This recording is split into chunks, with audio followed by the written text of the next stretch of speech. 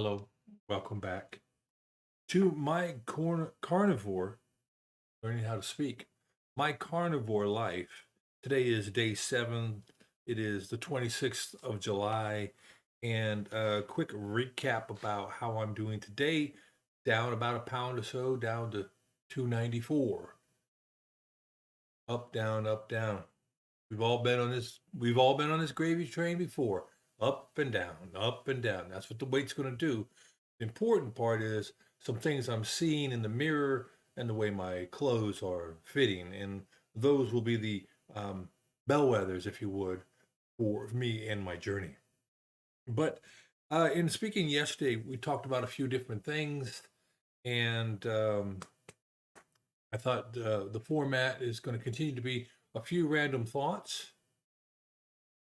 food, topic of the day, and then we'll close it out. So again, how I'm feeling today. I had to wake up early. I didn't have to. I chose to wake up early today and go do some grilling. And so I've just finished grilling 720 hamburgers, and that was a lot of fun. And I would have liked to have had those hamburgers in my freezer, but that's okay. We're feeding teachers today. What else? Got a little bit of a headache today, but I'm cutting back on the coffee. So I'm doing a lot of things. I am doing a lot of things at the same time. Cutting back on coffee. I'm cutting out carbs. I'm cutting out fake sugars and diet sodas. And so, in all of that, I guess I come to expect that my body will have an adjustment period. And we're not quite a week into this, so I think a full week would come in tomorrow. And as such, well, today being day 7, that would kind of be a week, 8 days a week if you're a Beatles fan, right? Um, and what do I have? So I'm down 6 pounds, a lot of water weight, granted, down 6 pounds, and I'm still in, I wouldn't even quite call it the honeymoon phase of all of this. No, no, I would say more likely I'm in the adaptation phase. I'm adapting my hearing aids so I can actually hear a little better. But overall, okay. And I woke up easy this morning. I slept well last night. I took a nap yesterday afternoon, a little hour and a half nap, and then I went to bed and slept really well. So far so good on the sleep front. As far as the food, yesterday was some 80-20 burger, some leftover pot roast. I might have had one hot dog. I don't have any more hot dogs left. Today I've had one hamburger patty. I'm gonna go with it being a 70 to slash 80-20 burger patty, closer to the 70. I had 2 eggs and 2 pieces of sausage, and just half a cup of coffee. And I feel pretty good. Feel filled up, but I still have some ground beef to eat, and then we're gonna have to go find something else to eat today. And I also finished up making my liver jerky, so to speak, and I had a little piece of that yesterday, so I can't have any today because I don't want to overdo it on the good vitamins in the liver. As far as some topics that we were going to talk about today, we're going to talk about sleeping, the gut biome, and the proteome. Proteome? Look, I just barely get my head wrapped around the gut biome. And then I find out there are other biomes. I think I've heard people say there are like 5 or 6 biomes in the body. You have your gut biome, but then you have one on your skin and other places. And okay, look, we've got a lot of bacteria that we work in harmony with. And you can go out there on the internet and YouTube's, and you can find lots about the gut biome. All right. And if you're not careful, you might get a little freaked out about all the non you DNA that's in you and how, I guess, we eat the food in turn we eat gets eaten by the gut bacteria, and then what the bacteria excrete is what is absorbed into our bodies. Much like with cows. I did not know this until I listened to Sean Baker and a few of the other folks out there talk about how um, our what I like to call the bovine family, how they eat food, and how the rest of that family of critters with all the various stomachs, how they eat the grass. Everybody goes, "Oh, grass is good." No, no. The cow's stomach turns it into almost pure short chain fatty acids, and what's absorbed is the fatty acids. And we can't do that. Our guts doesn't don't won't do that. We don't absorb, we don't digest cellulose. So that's sort of the argument against thinking that you're eating healthy food, i.e., broccoli and spinach and um, celery, corn, peas, all those things. Well, they're encapsulated in a non-digestive coating, and you chew your food good. That's good, but we all know about corn. You chew your food good, and hopefully the starches get out, and the starches go through the process and digestion, and your body can use them. Your body is the first flex fuel thing that was ever out there on the earth, right? Your body can. We are omnivores, not just carnivores, but it isn't ideal. See, there's what's better for you. You know, you go to the gas pump and you can pump in the 10% ethanol gas, and most cars today will run on that up to 10% ethanol. You can get the E85, it's 85% ethanol, and have the flex fuel. You can choose to use the pure non-adulterated fuel, but you have a choice, and some are better, and sometimes you say, I don't want to pay the premium price. So you don't pay the premium price, and you don't get the premium performance. Say yes to this, no to that. Say yes to this, yes to no to this.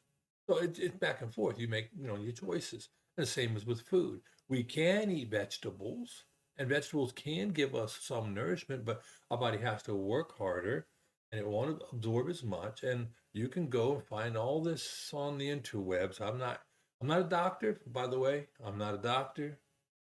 I didn't play a doctor. I didn't sleep in any hotel room that makes me smart.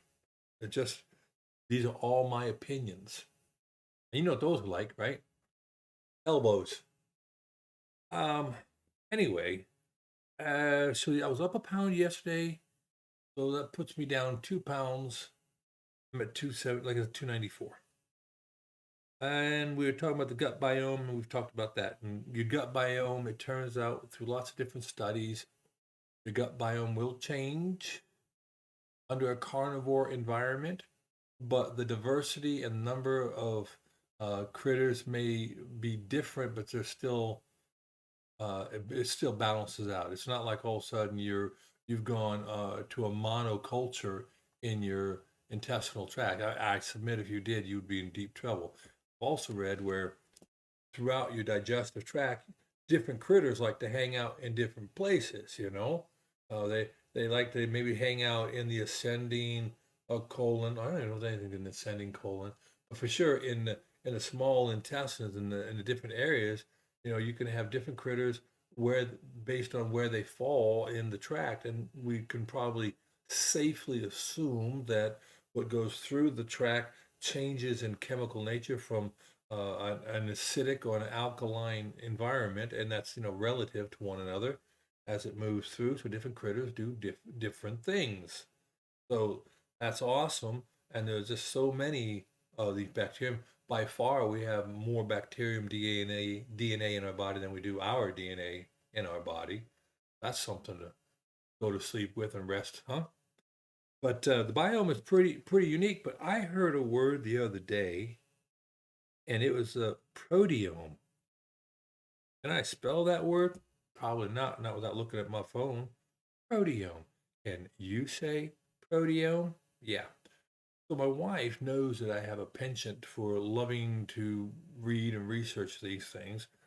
So out on the National Library of Medicine, PubMed, there was an author. I think the article's under Cell, and let me see, Cell 2015, May 7th, and I have a number and everything, but it looks like it's called Proteome Imbalance is linked with proteostasis decline and aggregation in aging C. elegans. There it is, right there. Uh huh. Yeah. Well, anyway, this article, now that C. elegans is a worm. I'm not a worm, but I had never really heard the proteome. And proteostasis. So basically, in our body, it says here leading line, or actually it's in the what do you call it? Summary. Aging has been associated with progressive decline of proteostasis, but how this process manifests itself at the level of the proteome composition remains largely unexplored. Well, I don't doubt that. I can't even use those words in a sentence without reading them off the page. I bet you a lot of people don't know about that. It says in this article, here we profiled more than 5,000 proteins along the lifespan of of the nematode C. elegans.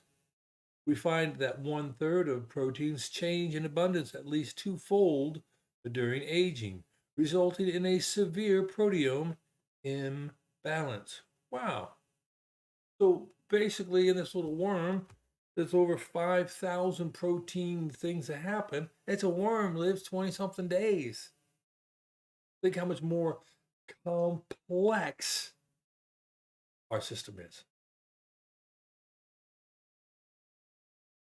I saw a short, I want to say, or a little video, not short, but it's a little video from Dr. Sean Baker yesterday where he says he won't shut up. Of course, I went to go see that one. And it's about him saying that he is not going to stop letting people know that their dietary behavior has a big impact on their health. And he talked about a couple of uh, cases that he had recently been engaged with, and he said there have been thousands of people come along that they have a lot of this um, anecdotal evidence from just case by case individuals, not a peer reviewed, double blind, placebo controlled studies, right? It's just, hey, Bobby Smith came to me, and Bobby Smith was like, hey, look, I started carnivore. These were all my problems. I went carnivore. I dropped out all this other stuff, and most of it's gone away. Not scientific, but not to be pushed away either.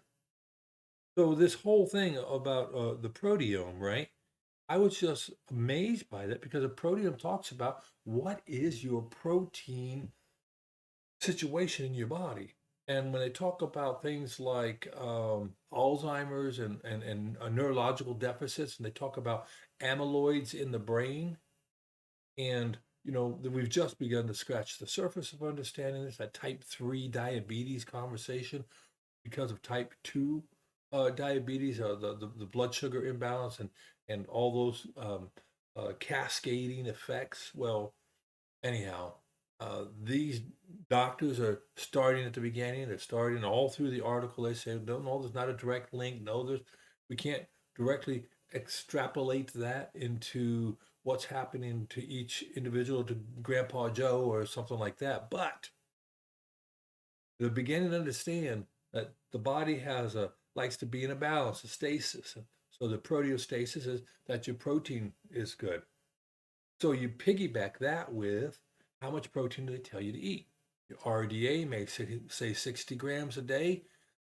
Carnivore way of life may be telling you if you're 200 pounds, you need to eat 200 grams of protein a day. Let me tell you, that's not easy. But you do your inputs, right? But if you go back and you read and find out, you ingest protein and you also turn over protein. So in your body, there's constantly programmed cellular death, right? And cells die, are replaced, except for parts of the eye, neurological system, and parts of your kidneys. If you're 60 years old like I am, you've turned your body over a number of times. I think it's the intercostal muscles, the muscles in between your ribs. Those muscles turn over the slowest, like 17 years. I mean, I've been married for 31 years, and yeah, 31 years. Gotta get that one right, huh? And in that time, then that means I've almost turned over completely twice, except for the eyes that fell in love with my wife, the nerves that recognized her, and my kidneys. Everything else wasn't there, was not there when I met my wife. So that protein, that breakdown of protein, going into the whole autophagy discussion, um, you have protein anywhere from 300 to 500 grams a day of protein is doing this. So you got turnover like this, and then you've got throughput coming in. What you're eating, what's leaving. What you're eating, what's leaving. And so between all of that, your body says, okay, I've got this protein and that protein. I can build this and do that. And you have your essential proteins that you have to have, right? And if you don't get those essential proteins, things get a little wiggly after a while, you know. So you make sure you want to have your essential amino acids, right? And two branch chain amino acids and like four others that your body cannot make, and your body doesn't store it as such. So you have to load that pool on a regular basis. So the protein in your body getting turned over, it's not just thrown away. Your body is the first green machine around. Your body uses it. It has ways of storing it, converting it, and saying, "Oh, I need this." And if all the ingredients are in the kitchen, then everything works well. You have a balanced life and a balanced diet, and you have health. And you're ill when you don't. And we know all this. So there's a great article there that talked about this, and I thought I'd bring that up because it's really interesting. Because it was talking to blood proteins, dementia risk linked to blood proteins. Now, what would have been interesting to see in a study like this is if they did it under a state of ketosis. So, in other words, having too many proteins floating around in your blood may not be a good thing, but under what conditions? If you are a carb burning machine, then maybe the conditions are worse. But where you're in ketosis and you have ketones going across the blood brain barrier, well, then maybe it's not that big a deal. I mean, just because you see a policeman at every accident at some point in time in the history of an accident, a car accident, right? You see policemen there, doesn't mean that policemen caused the accident. You can't say it's a causal relationship. And too many people fall for that. So that was the word of the day for me, a proteome. And yes, I can say it. I know what it means now. And it goes right in there with the gut biome. I think that's great. And then there was sleeping and talking about sleep and how important the sleep is. And as a person who has sleep apnea, got to have the little machine. Yeah, it's really cool. Sometimes I like to think I'm Tom Cruise when I go to bed with my mask, but yeah, that never works. That works. Max Klein. But the bottom line is, as a person with sleep apnea and dysregulated sleep patterns, I can vouch that sleep is important. And when my weight goes down, so does my snoring. So my obstructive sleep apnea gets better. Another reason to lose the excess adipose and subcutaneous and gut fats, all the different fats you want to throw in there, but I have to put less weight on my chest. And I add to that I have a fairly significant case of um, asthma and allergies. What are we seeing here? We're seeing inflammation or inflammatory type situations and conditions that find a large um, area of connection to inflammation. So if we could get the inflammation down, maybe I'll have the symptoms reduced. And in my life, I have found that to be a true statement. It's all about it's all about finding that balance. It's all about finding that path and the process that I can follow continuously. It's about having all the and knowing all the whys. Why am I doing it? Why is it important to uh, be strong in the moment of a bunch of ice cream being served and say that's okay, I don't need it? Or this morning, I get together with a group of guys from church and we have breakfast on Wednesday mornings at the local diner. And a lot of the guys there, they order oatmeal with honey and notes for our local bee guy. He does a lot with that.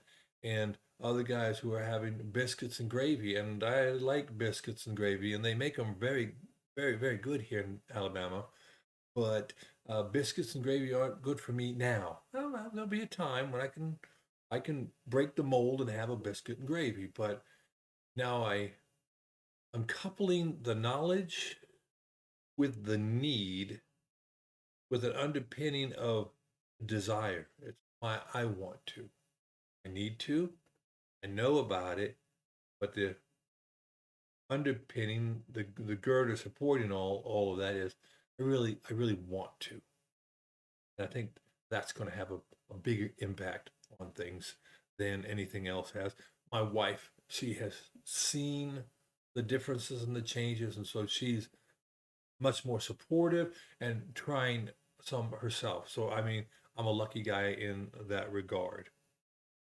Finally, I wanted to give a shout out here to some various pages, and I won't have them all because I don't want to make it a love fest or anything crazy like that. And I want to keep this segment well placed. But I want to first thank Dr. Jason Fung for his work and his um, rational mind. I know he's a nephrologist, and he wrote a great book, and he talks about how fasting and being in a ketogenic state are so important for someone who wants to mitigate and reduce the impacts of type 2 diabetes.